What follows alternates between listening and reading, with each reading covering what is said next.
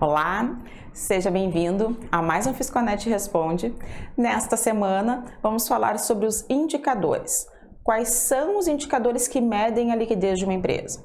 Então, hoje nós apresentamos os principais indicadores que são utilizados, em regra geral, pelas empresas para analisar a capacidade de pagamento. Então, quando falamos de liquidez, estamos analisando a capacidade de pagamento, né? Os recursos que a empresa tem disponível para quitar as suas dívidas em relação às suas dívidas. Então, quando a gente fala de disponibilidade financeira, estamos analisando os valores que estão no ativo, né, disponíveis pela empresa, em relação, então, às dívidas classificadas no passivo. Tá? Então, quando nós tomamos recursos de terceiros, buscamos esses valores, então, que são passivos, né? Fornecedores, empréstimos, então todas essas são as dívidas que a empresa tem. A liquidez, então, ela mede a capacidade de pagamento que a empresa tem em relação a essas dívidas. Então, o nosso primeiro indicador hoje, que nós vamos analisar, é a liquidez imediata. A liquidez imediata ela leva em consideração a disponibilidade financeira que a empresa tem em relação às suas dívidas de curto prazo. Então, se hoje a empresa quisesse pagar as suas dívidas com os recursos que ela tem no disponível, né? Então, caixa, banco e aplicação financeira, em relação a todas as dívidas que ela tem no curto prazo, no passivo circulante. No nosso exemplo aqui, só temos caixa e bancos, mas se tivesse também a conta de aplicação financeira, incluiríamos ela, então, também na equação. Então, aqui, conforme o nosso exemplo, né, o nosso disponível, representado pela conta de caixa e bancos, no valor de R$29 mil, dividido pelo nosso passivo circulante, que são as dívidas de curto prazo, no valor de R$39 mil. Isso resulta, então, no indicador no valor de 0,74, né? O que isso significa?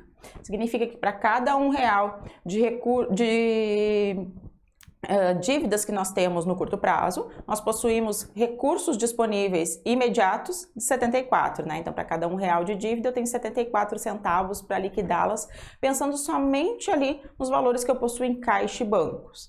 Tá? Então, essa é uma análise de quanto que a empresa pode aí considerar, né, de disponibilidade financeira para pagamento, então, das suas dívidas no curto prazo. O próximo indicador que nós vamos analisar é a liquidez corrente. Aqui um resultado bem interessante, porque nós analisamos todo o ativo circulante da empresa, ou seja, tudo que eu tenho de disponibilidade financeira, de contas a receber, de estoques, impostos a recuperar, enfim, todas as minhas contas de ativo circulante que representam direitos que eu tenho no curto prazo, né, de recursos que a empresa tem no curto prazo em relação às dívidas de curto prazo. O nosso ativo circulante totaliza o valor de R$73 mil e o passivo circulante 39 mil. Analisando já os valores cheios, a gente consegue ter uma base, né, que o nosso ativo circulante está maior do que o passivo, o que já indica uma situação saudável para a empresa.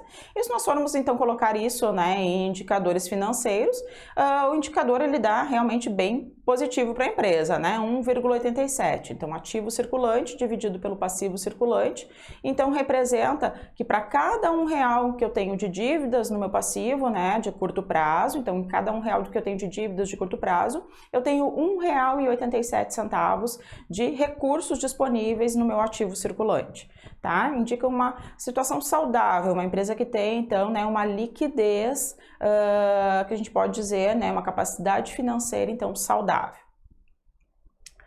O próximo indicador que nós vamos analisar é a liquidez seca. O que é a liquidez seca? A liquidez seca, ela considera os recursos que nós temos no ativo circulante, retirando, né, a instabilidade que é os estoques. Ou seja, o que esse indicador ele analisa? Se eu não vender nada no mês, sem contar com meus estoques, eu consigo pagar as minhas dívidas de curto prazo, então ele vai analisar o ativo circulante menos os estoques dividido pelo passivo circulante. Aqui, novamente, nós observamos que a empresa se encontra numa situação bem confortável, tá? Ela tem um indicador de 1,10. O que significa? Que para cada R$1 que eu tenho de dívida, eu tenho R$1,10 né, disponíveis para quitar essas dívidas no curto prazo, sem contar com os estoques, ou seja, eu não dependo dos estoques para pagar as minhas dívidas, o que representa aí uma situação muito boa para a empresa. Então, esse indicador ele é extremamente importante para analisar o quanto que a empresa depende mesmo das suas vendas, como é que está de folga financeira para quitar as suas dívidas com relação à dependência dos estoques. tá? E por fim, a liquidez geral da empresa, que ela analisa a conta do ativo circulante, as contas do ativo circulante, mais a conta do realizável a longo prazo. Então, lá dentro do ativo não circulante, somente a conta do realizável a longo prazo, que se refere, então, àqueles direitos que a empresa tem a receber no longo prazo. Então, eu analiso os direitos a receber no curto prazo do ativo circulante, mais os direitos a receber no longo prazo, da conta realizável a longo prazo, dividido pelo meu passivo total, né? Passivo circulante mais passivo não circulante. Aqui também a empresa representa uma boa liquidez geral, né? Com um coeficiente de 1,68, ou seja, de todas as dívidas, considerando tanto as dívidas de curto prazo quanto as dívidas de longo prazo, né? Para cada R$1 das minhas dívidas totais, eu possuo R$1,68 de recursos totais para quitar essas dívidas, tá? Então, hoje nós vimos aqui a capacidade de pagamento que essa empresa possui, tá? Com um exemplo bem simples, obviamente, né? Que dentro dos contextos das empresas a gente vai enxergar outros cenários, né? Mas é bom para que a gente já tenha mais ou menos uma base de como que se faça esses cálculos e é bem importante, então, para a análise financeira da empresa. Então, ficamos por aqui. Um abraço e até a próxima!